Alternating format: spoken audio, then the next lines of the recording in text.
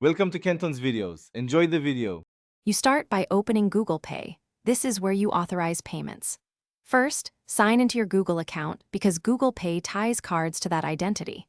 Make sure NFC is enabled if you plan to tap. Go to Settings and toggle NFC.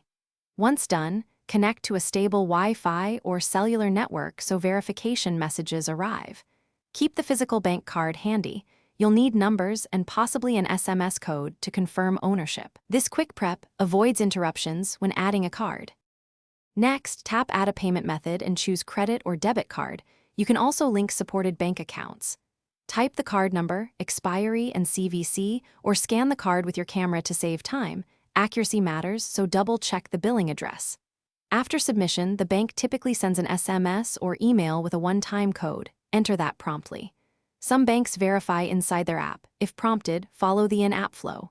Once verified, Google Pay saves the tokenized card for secure use. Finally, make Google Pay your default contactless app. Go to Settings, find NFC or contactless payments, and select Google Pay. Now test at a merchant terminal, unlock your phone, hold the back near the reader, and wait for the chime or vibration. You should see a payment confirmation.